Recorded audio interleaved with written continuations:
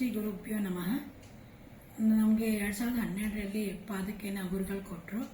ಅದು ತಗೊಂಬಂದ್ಮೇಲೆ ಅದಕ್ಕೆಲ್ಲ ಪೂಜೆ ಆಹ್ವಾನ ಎಲ್ಲ ಮಾಡಿ ಅದನ್ನು ಕೊಟ್ಟಿದ್ದಾರೆ ನಮಗೆ. ಅದು ಬಂದಮೇಲಿಂದ ನಮ್ಮ ಮನೇಲಿ ಎಲ್ಲ ಒಳ್ಳೆಯದಾಗಿದೆ. ದತ್ತನೇ ನಮ್ಮ ಮೇಲಿದ್ದಾನೆ ಅನ್ನೋ ಭಾವನೆ ನಮ್ಮ ಮನೇಲಿದೆ. ಅದು ಬಂದಮೇಲಿಂದ ಓದೋದು ಮಕ್ಕಳು ವಿದ್ಯಾಭ್ಯಾಸದಲ್ಲಾಗಲಿ ಮನೇಲಿ ಆರೋಗ್ಯ ಸಮಸ್ಯೆ ಆಗಲಿ ಎಲ್ಲನೂ ಸುಧಾರಿಸಿದೆ. ಮಕ್ಕಳು ಸ್ಕೂಲ್ಗೆ ಹೋಗ್ಬೇಕಾದಾಗಲಿ ಎಲ್ಲ ದಿನ ನಾವು ಎಲ್ಲೇ ಹೊರಗಡೆ ಹೋಗ್ಬೇಕಾದಾಗಲೂ ನಮಸ್ಕಾರ ಮಾಡ್ಕೊಂಡೇ ಹೋಗ್ತೀವಿ. ಮತ್ತು ಹಾಲ್ ಟಿಕೆಟ್ಸ್ ಬಂದಾಗ ಎಲ್ಲನೂ ಒಂದು ಈಗ ಆಭರಣಗಳು ತಗೊಂಡು ಏನೇ ತಗೊಂಡ್ರು ಪಾದಕೆ ಮೇಲೆ ಇಟ್ಟು ಪೂಜೆ ಮಾಡಿ ನಾವು ಅದನ್ನು ಯೂಸ್ ಮಾಡ್ತೀವಿ. ಹಾಗೆಯೇ ಎಷ್ಟೇ ಆರೋಗ್ಯ ಸಮಸ್ಯೆ ಇದ್ರೂ ಅದರಿಂದ ನಮಗೆ ಬಂದ ಮೇಲಿಂದ ನಮ್ಮ ಸಮಸ್ಯೆಗಳೆಲ್ಲ ಕಮ್ಮಿಯಾಗಿದೆ. ಆಮೇಲೆ ನಾವು ಕಾರು ಓಡಿಸ್ಬೇಕಾದಾಗ ತೆಗಿಬೇಕು ಅಂದಾಗ ಪಾದಕೆ ಮೇಲಿರೋ ಹೂವನ್ನೇ ತಗೊಂಡೋಗಿ ಕಾರಲ್ಲಿ ಇಟ್ಟು ಆಮೇಲೆ ನಾವು ಕಾರ್ ಶುರು ಮಾಡಿ ದತ್ತನ ನೆನೆಸ್ಕೊಂಡೇ ಹೋಗ್ತೀವಿ.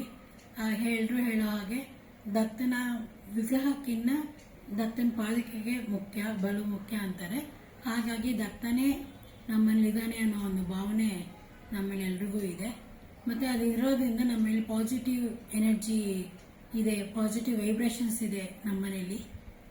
ಆಮೇಲೆ ನಾವು ಪ್ರತಿ ಗುರುವಾರ ಆಗಲಿ ದತ್ತ ಜಯಂತಿಲಿ ಎಲ್ಲ ಸಮಯದಲ್ಲೂ ನಾವು ಪಾದಕೆಗೆ ಅಭಿಷೇಕ ಮಾಡ್ತೀವಿ. ಎಲ್ರಿಗೂ ಒಳ್ಳೆಯದಾಗಲಿ. ಜೈ ಗುರುದೇವ ದತ್ತ.